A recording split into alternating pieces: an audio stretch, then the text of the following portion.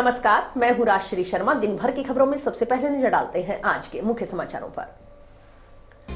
बापू ने सिखाया प्रेम के साथ जीना और सच के लिए लड़ना, बोले दादरी। पुण्यतिथि पर कांग्रेस नेताओं ने राष्ट्रपिता महात्मा गांधी को दी श्रद्धांजलि। 1 घंटे तक रखा मौन, अभियान को अल्प विराम। सरकारी नशा मुक्ति केंद्र बनने तक जारी रहेगी लड़ाई, बोले आशीष गौतम। ऑटो चालकों पर दादागिरी करने का आरोप, ई रिक्शा चालक बोले ई रिक्शा खड़े करने के लिए प्रशासन जगह करे चिन्हित। आढ़त राशि का भुगतान न होने पर दी आंदोलनात्मक कदम उठाने की चेतावनी। जिला कलेक्टर से मिले व्यापारिक संगठनों के प्रतिनिधि। जमाबंदी, गिरदावरी, किसान पासबुक में से एक दस्तावेज हो मान्य। व्यापारियों ने जिला खाद्य व्यापार संघ के बैनर तले जिला कलेक्टर को सौंपा ज्ञापन। और अब समाचार विस्तार से। समर्थन मूल्य पर गेहूं खरीद की तैयारी को लेकर मंगलवार को कलेक्ट्रेट परिसर में जिला कलेक्टर कानाराम की अध्यक्षता में समीक्षा बैठक का आयोजन किया गया। जिला कलेक्टर ने कहा कि 20 जनवरी से पोर्टल चालू हो गया है। सभी किसान एमएसपी पर गेहूं बेचने के लिए समय पर पंजीयन करवाएं। इस वर्ष बिना गिरदावरी के भी एक बार किसान पंजीयन करवा सकते हैं। गेहूं का एमएसपी पिछले वर्ष से 150 रुपए प्रति क्विंटल बढ़ाया गया है। गेहूं का समर्थन मूल्य 2024-25 विपणन सत्र के लिए 2275 रुपए प्रति क्विंटल कर दिया गया है, जिस पर राज्य सरकार 125 रुपए प्रति क्विंटल बोनस के तौर पर दे रही है। किसानों से 2400 रुपए प्रति क्विंटल के अनुसार गेहूं की खरीद होगी। जिला कलेक्टर ने कहा कि सभी संबंधित स्टेक होल्डर अंतिम समय पर समाधान खोजने की बजाय समय पर कदम उठाएं और व्यवस्था करें, जिससे किसानों को ज्यादा से ज्यादा लाभ मिल पाए। मार्च के अंतिम सप्ताह तक जरूरत के अनुसार बारदाना उपलब्ध हो सके, इसके लिए एफसीआई को निर्देश दिए। मंडी समितियों के सचिवों को छाया, पानी, किसानों के लिए सुविधाजनक व्यवस्था करने के निर्देश दिए। डीएसओ विनोद कुमार ने बताया कि रबी 2023-24 में जिले में अनुमानित 2,17,890 हेक्टेयर में गेहूं की खेती की गई, जिसकी पैदावार प्रति हेक्टेयर 48 क्विंटल के अनुसार 12.9 मीट्रिक टन होने की संभावना है, जो पिछले वित्तीय वर्ष में 11,05,032 मीट्रिक टन पैदावार से अधिक है। एफसीआई के क्षेत्रीय प्रबंधक श्री अभिजीत चौधरी ने बताया कि एमएसपी पर गेहूं बेचने के लिए अभी तक जिले में 800 से अधिक किसानों ने पंजीयन करवाया है। पिछले वर्ष 13,668 किसानों ने एमएसपी पर गेहूं का विक्रय किया था। इस वर्ष अनुमानित 6.50 लाख मेट्रिक टन गेहूं का विक्रय एमएसपी पर होने की उम्मीद है। जिला कलेक्टर ने कहा कि विपणन, वारदाना, हैंडलिंग इत्यादि की सुव्यवस्थाएं रखें। व्यापारियों से अपेक्षा है कि वह मंडी में साफ सफाई इत्यादि का ध्यान रखेंगे। मजदूर यूनियन से अपेक्षा है कि अत्यधिक मात्रा में गेहूं की आवक होने पर 25% से अधिक को रोड से सीधे ही ट्रांसपोर्ट करने में सहयोग करेंगे। कलेक्टर ने कहा कि किसानों के द्वारा अधिक से अधिक समय पर पंजीयन करवाना अति आवश्यक है। इसके लिए एसडीओ, तहसीलदार, ई मित्र संचालकों के माध्यम से अधिक प्रचार प्रसार किया जाए। कलेक्टर ने पुलिस अधिकारियों को बॉर्डर पर दूसरे राज्यों से गेहूं की आवक पर रोक लगाने के लिए चेक पॉइंट पर चेकिंग करने के निर्देश दिए। पटवारी सही गिरदावरी करे, इसकी पूर्णता निगरानी हो, इस संबंध में एडीएम को निर्देश दिए। व्यापारियों ने बताया कि काफी समय से उन्हें आढ़त का पैसा नहीं मिला है, जिसके लिए जिला कलेक्टर ने क्षेत्रीय प्रबंध को फॉलो अप करने तथा मंत्रालय से स्पष्टीकरण को अतिशीघ्र मांगने के निर्देश दिए। समर्थन मूल्य पर गेहूं खरीद के लिए जमाबंदी, गिरदावरी, किसान पासबुक में से कोई एक दस्तावेज प्रस्तुत करने पर किसान से गेहूं खरीद को मान्य करने सहित 5 सूत्री मांगों के संबंध में व्यापारियों ने जिला खाद्य व्यापार संघ के बैनर तले मंगलवार को जिला कलेक्टर कानाराम को ज्ञापन सौंपा।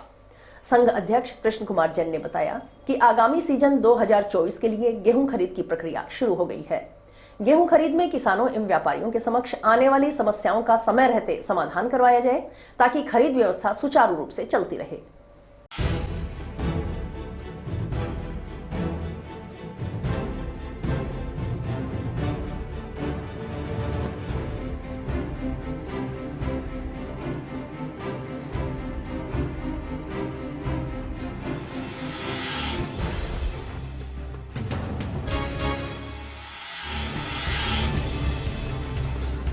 आज माननीय जिला कलेक्टर महोदय की अध्यक्षता में गेहूं खरीद के संबंध में एक बैठक हुई। उसमें सब व्यापारियों ने अच्छे सुझाव दिए कृषि मंडी विषय, और हमारी मेन मुद्दा था आड़त का। आड़त के लिए हमारे डीएम साहब यहाँ पधारे हुए थे। आड़त हमारी गत वर्ष की नहीं मिली है, 2.25% से आड़त मिलनी है, हरियाणा पंजाब मिल चुकी है, उसके लिए हमने रोष प्रकट किया है और ये माननीय कलेक्टर साहब को ज्ञापन दिया है। अगर आड़त हमें नहीं दी गई तो हम इसका बहिष्कार करेंगे खरीद का और जन आंदोलन भी करेंगे, इसकी जिम्मेदारी इनकी है। कलेक्टर साहब ने सकारात्मक सोच करते हुए डीएम साहब को निर्देशित भी किया है कि तुरंत प्रभाव से आड़त दिलवाएं।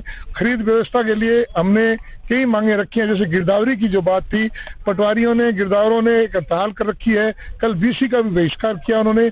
हमने कहा कि एक पीली पर्ची लागू की जाए और जमाबंदी से खरीद की जाए और जन आधार की बाध्यता समाप्त की जाए, जन आधार से किया जाए, उसके लिए भी कलेक्टर साहब ने ऊपर लिखने की बात कही है।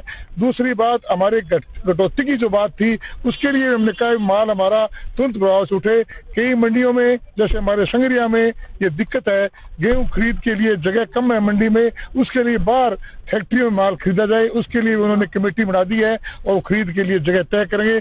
मुझे पूरा विश्वास आज माननीय कलेक्टर साहब ने जैसे हमारे सब व्यापारियों की बातें सुनी और सकारात्मक सोच से उन्होंने निर्देशित किया, हमें विश्वास अगली बैठक जब होगी हमें पता लग जाए उसमें हम धन्यवाद करेंगे, नहीं तो भाई हम जन आंदोलन करेंगे। आज कलेक्टर साहब के समर्थन मूल्य गेहूं के संबंध में मीटिंग थी, जिसमें गांव से डीएम साहब आए हुए थे, कृषि विभाग के आदमी थे, कृषि उपज मंडी समिति के और व्यापारी थे, ट्रांसपोर्टर थे और लेबर वाले थे। उसमें ये अच्छा मतलब कलेक्टर साहब ने विचार रखे और सुने आराम से, और उन्होंने जो हमने मांगे की है, जन आधार कार्ड की है, गिरदावरी की है, ठिकानामे की है, उन्होंने कहा है इस बारे में हम ऊपर लिखेंगे और इसका समाधान जल्दी से जल्दी करवाएंगे। प्रधानमंत्री फसल बीमा योजना के अंतर्गत सोमवार को जिला कलेक्टर कानाराम की अध्यक्षता में जिला कलेक्ट्रेट परिसर में समीक्षा बैठक का आयोजन किया गया। इस अवसर पर डीएलएमसी तथा डीआरजीसी शिकायत निवारण निराकरण समिति की संयुक्त बैठक का आयोजन हुआ। जिला कलेक्टर ने कहा कि पॉलिसी जनरेशन व पॉलिसी अनुमोदन का कार्य निर्धारित समय सीमा में हो। बैठक में जिला कलेक्टर कानाराम ने कहा कि रबी 2022-23 के अंतर्गत 10 हेक्टेयर से अधिक भूमि की पॉलिसी की बीमा कंपनी ऑडिट करेगी। खरीफ 2023-24 का ऑडिट 10 दिन में कर रिपोर्ट करें। रबी 2022 के 1859 प्रकरणों में बोई गई फसल की पॉलिसी नहीं होने पर जिला कलेक्टर ने इन्हें राज्य स्तरीय समिति को भेजने के निर्देश दिए। रबी 2022 के 689 प्रकरणों में वास्तविक रूप से बोई गई फसल के अनुसार बीमा दावा निस्तारित करने के निर्देश दिए। रबी 2021-22 के 13,530 प्रकरणों में से 2427 लंबित प्रकरणों को अगले 10 दिन में वेरीफाई कर अनुमोदित करने के निर्देश बीमा कंपनी को दिए गए। इन लंबित पॉलिसियों में से 4600 बीमा पॉलिसियों का भुगतान पूर्व में फसल बीमा कंपनी द्वारा किया जा चुका है। निरस्त की गई बीमा पॉलिसियों के संबंध में खसरे में उपलब्ध भूमि के अनुसार बीमा क्लेम का 1 माह में भुगतान किए जाने के निर्देश दिए। कृषि संयुक्त निदेशक डॉक्टर रमेश चंद्र बराला ने बताया कि फसल बीमा कंपनी द्वारा फसल मौसम रबी 2022-2023 में 8969 बीमा पॉलिसियों के अनुमोदन पर आक्षेप लगाए गए थे, जिसमें पूर्व में फसल बीमा कंपनी एआईसी द्वारा लगभग 3500 बीमा आवेदनों में फसल बीमा क्लेम का भुगतान किया जा चुका है। शेष बचे बीमा आवेदनों के प्रकरणों को निस्तारित करते हुए जिला कलेक्टर ने लगभग 650 बीमा आवेदन में फसल बीमा कंपनी को बीमा क्लेम भुगतान के निर्देश प्रदान किए गए और लगभग 1860 प्रकरणों को कृषि आयुक्तालय स्तर पर भिजवाकर निस्तारित करवाए जाने के निर्देश दिए। महात्मा गांधी ने हर भारतीय के दिल में स्वदेशी, स्वभाषा और स्वराज की भावना पैदा की। उनके विचार और आदर्श हर भारतीय को हमेशा राष्ट्र की सेवा करने के लिए प्रेरित करते रहेंगे। राष्ट्रपिता महात्मा गांधी की पुण्यतिथि शहीद दिवस के मौके पर मंगलवार को जिला एवं उपखंड स्तर पर कार्यक्रमों का आयोजन किया गया। जिला मुख्यालय पर कलेक्ट्रेट परिसर में आयोजित जिला स्तरीय कार्यक्रम में जिला कलेक्टर कानाराम, पुलिस अधीक्षक डॉक्टर राजीव पचार, जिला परिषद की मुख्य कार्यकारी अधिकारी सुनीता चौधरी, उपखंड अधिकारी doctor Divya Chaudhary, IAS probationer Pritam Jakhar सहित अन्य जिला स्तरीय अधिकारी मौजूद रहे। कार्यक्रम की शुरुआत महात्मा गांधी के चित्र के समक्ष पुष्पांजलि अर्पित करने के साथ हुई। कार्यक्रम में नेशनल पब्लिक स्कूल की छात्राओं जैस्मिन, लहर, निर्मल, कृतिका, डिंपल और महात्मा गांधी अंग्रेजी माध्यम विद्यालय कैनाल कॉलोनी के विद्यार्थियों प्रतिभा, चंचल, मुस्कान ने अध्यापक सूर्य प्रकाश जोशी के नेतृत्व में रामधुनी का गान किया। नवज्योति विकलांग संस्था के आदित्य ने प्रिय भजन हे राम सुनाया। कार्यक्रम के अंत में शहीदों की याद में 2 मिनट का मौन रखा गया। मंच संचालन भीष्म कौशिक ने किया। कांग्रेस नेताओं व कार्यकर्ताओं ने मंगलवार को राष्ट्रपिता महात्मा गांधी की पुण्यतिथि को शहीदी दिवस के रूप में मनाते हुए उन्हें श्रद्धांजलि अर्पित की। पुष्पांजलि कार्यक्रम टाउन की ज्ञान सिंह कॉलोनी स्थित जिला कांग्रेस कमेटी कार्यालय में हुआ। कार्यक्रम में कांग्रेस नेताओं, पदाधिकारियों व कार्यकर्ताओं की ओर से बापू के छायाचित्र पर पुष्पांजलि अर्पित कर 2 मिनट का मौन रखा गया।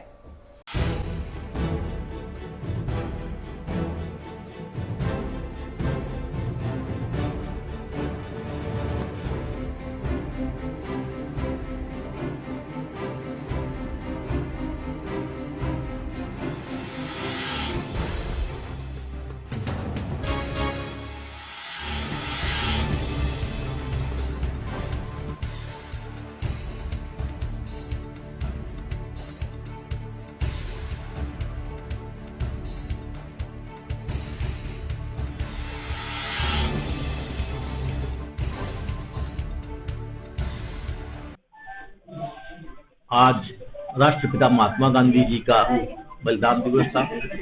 उस बलिदान दिवस पे जिला कांग्रेस कमेटी द्वारा श्रद्धांजलि कार्यक्रम आयोजित किया गया था। जैसा कि हमें सबको विदित है, राष्ट्रपिता महात्मा गांधी जी ने सत्य और अहिंसा का जो सिद्धांत प्रतिपादित किया था वो आज भी प्रासंगिक है।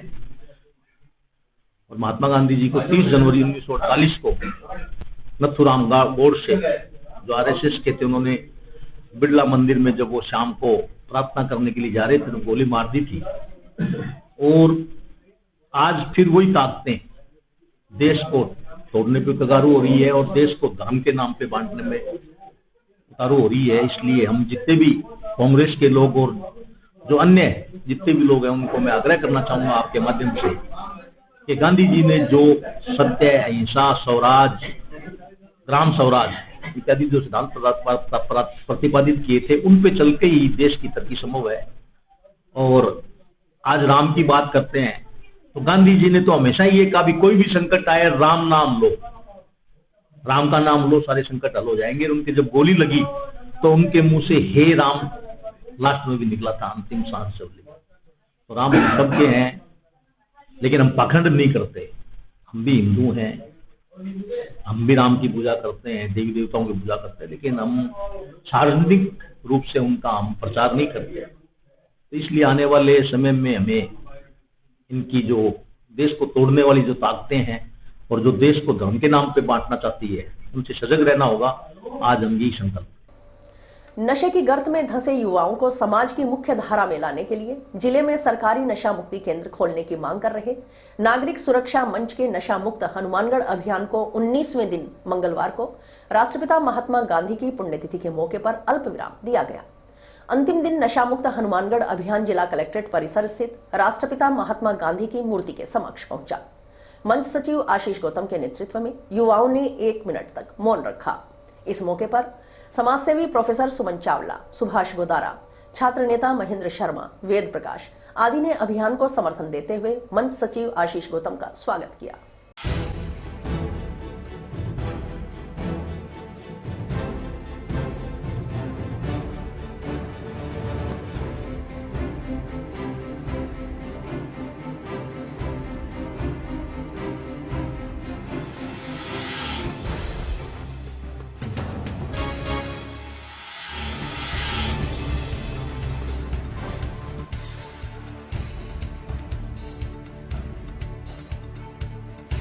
सुरक्षा मंच के बैनर पे हमने राष्ट्रीय युवा दिवस 12 जनवरी को एक मुहिम चालू की थी, जो हनुमानगढ़ के अलग अलग चौक चौराहों पर 19 मिनट का मौन करने का था।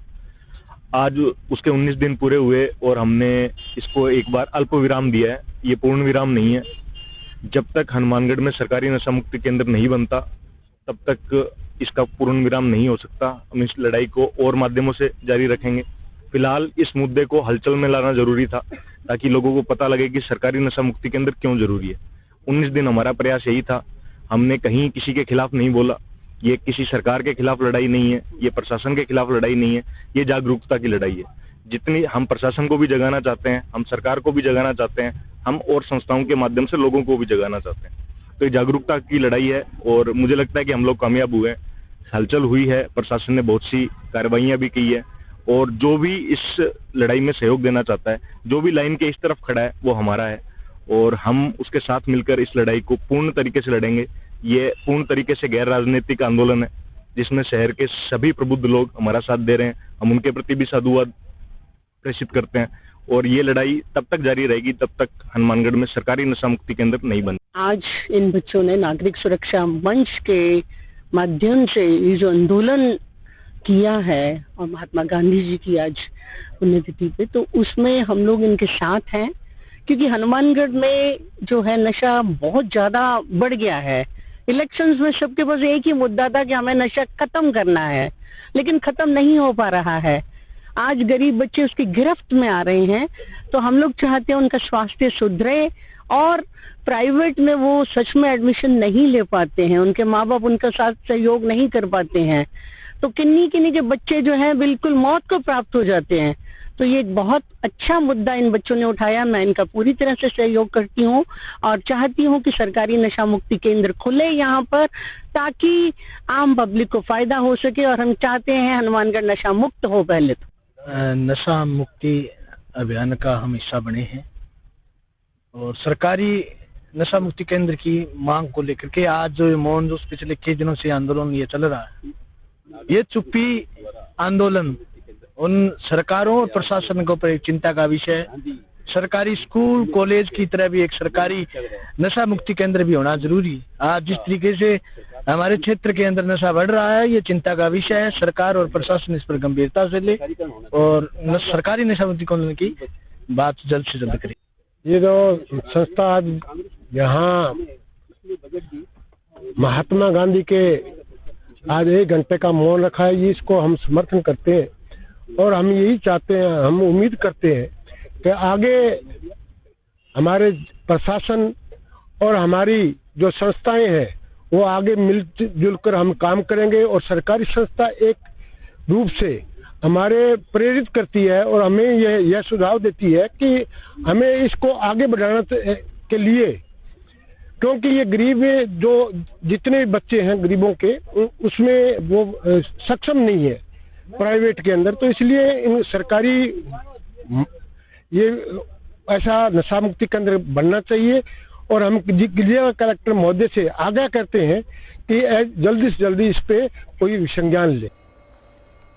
पेट्रोलियम डीलर्स ने प्रदेश की भजनलाल सरकार को ज्ञापन प्रेषित कर विधानसभा चुनाव के समय प्रधानमंत्री की ओर से की गई पेट्रोल डीजल पर वेट को पड़ोसी राज्य पंजाब हरियाणा के बराबर करने की घोषणा की याद दिलाई है। हनुमानगढ़ पेट्रोलियम डीलर्स एसोसिएशन के बैनर तले पेट्रोलियम डीलर्स की ओर से विधानसभा चुनाव में भाजपा प्रत्याशी रहे अमित साहू के माध्यम से यह ज्ञापन मंगलवार को मुख्यमंत्री को प्रेषित किया गया।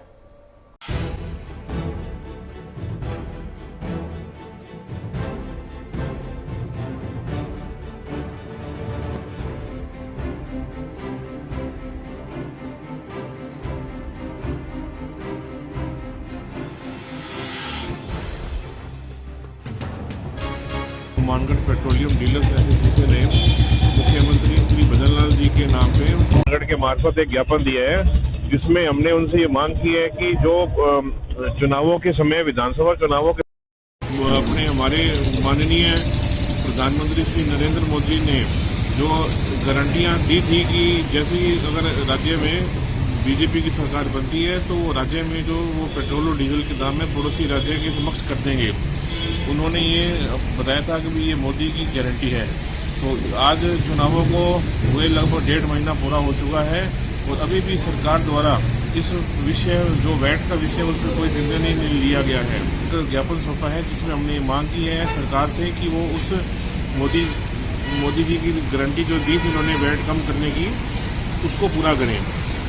तो इसी संबंध में आज हम हमारे जिलाध्यक्ष जी ने एक ज्ञापन उन्हें प्रेषित किया है। ई रिक्शा चालक यूनियन की बैठक मंगलवार को जंक्शन में हुई। बैठक में ई रिक्शा खड़ा करने के लिए स्टैंड की जगह निर्धारित करने का मुद्दा छाया रहा। बैठक में ई रिक्शा चालकों ने ऑटो चालकों पर परेशान करने का आरोप लगाते हुए कहा कि उन्हें ई रिक्शा में सवारी नहीं बैठाने दी जाती। कहीं ई रिक्शा खड़े नहीं करने के लिए दिए जाते। जब वे बस स्टैंड या रेलवे स्टेशन रोड पर ई रिक्शा खड़े करते हैं तो ऑटो चालक दादागिरी कर उन्हें वहां से हटा देते हैं और कहते हैं कि नगर परिषद की ओर से ई रिक्शा खड़ा करने के लिए कोई जगह निर्धारित नहीं की गई है।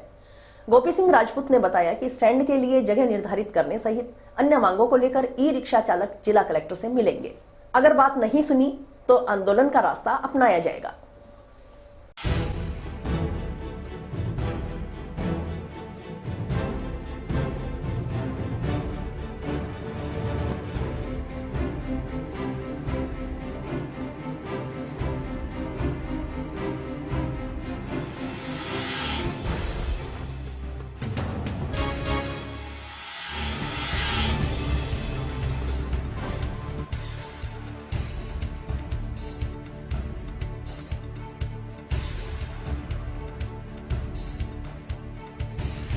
हमारा मुद्दा यही है कि एक तो ई रिक्शा को कहीं रुकने नहीं देते, चाहे सब्जी मंडी है, रेलवे स्टेशन है, रेलवे स्टेशन की रोड है, बस स्टैंड है, हमारे को कोई नहीं रुकने देता। पुलिस वाला भी, प्रशासन भी है जो चाबी निकाल लेते हैं और चलान की धमकी देके हमें वहां से रवाना कर देते हैं। हम सवारी नहीं चक सकते कहीं से। और जो दूसरी यही कह रहे टेम्पो वालों की, टेम्पो वाले ये कहते हैं कि नगर परिषद के अंदर आपका कोई नहीं है जी, आप यहाँ रिक्शा चलाओगे, आप नहीं चला सकते। ना हमें टाउन जाने देते, ना हमें यहाँ से कोई लोकल सवारी चकने देते। अगर टेम्पो जहाँ खड़ा हम वहां से सवारी उठा लेते हैं तो टेम्पो वाले आगे लगा के चार आके सवारी उतार लेते हैं। हमारे को परेशानी है, हमारे को चलने नहीं देते। प्रधानमंत्री नरेंद्र मोदी जी ने चलाई थी और रोजी रोटी के लिए हमें मिला है।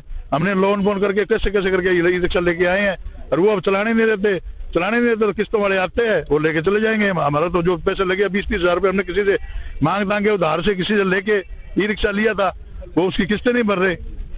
रोजी रोटी कैसे लगे? आंदोलन बिल्कुल करेंगे, आंदोलन करेंगे। प्रशासन से हम गुजारिश करते हैं भी हमारे को ऐसी नौबत ना आए, उससे पहले हमारे को कोई स्टैंड दे। पहले किए थे, बिल्कुल किया था, ज्ञापन भी दिया था, किया भी था, कलेक्टर साहब के पास भी गए थे, धरना भी दिया था। उन्होंने उस टाइम यही कहा था, कलेक्टर साहब ने ये कहा था कि आप चलाओ, आपको कोई नहीं रोकेगा। सारथी में आता है, इसको कोई नहीं रोकेगा, जहां मर्जी चलाओ। ई रिक्शा यूनियन की मीटिंग रखी थी कि ई रिक्शा भाइयों को, चालकों को यानी कि परेशान किया जा रहा है, प्रशासन द्वारा भी सुपेलापन किया जा रहा है, तो उसके लिए हमने मीटिंग रखी थी। 12 जिले की किशनगंज तहसील में स्थित राजकीय विद्यालय में पदस्थापित अध्यापिका को गणतंत्र दिवस समारोह के दौरान सार्वजनिक रूप से डराने धमकाने, जाति सूचक शब्दों से तिरस्कार करते हुए अपमानित करने की घटना की डॉक्टर अंबेडकर अनुसूचित जाति अधिकारी कर्मचारी एसोसिएशन ने निंदा की है। इस घटना के संबंध में मंगलवार को एसोसिएशन सदस्यों ने मुख्यमंत्री के नाम जिला कलेक्टर को ज्ञापन सौंपकर अध्यापिका को न्याय, सुरक्षा, संरक्षण प्रदान करने तथा आरोपियों एवं विद्यालय स्टाफ के खिलाफ आवश्यक कार्रवाई करने की मांग की।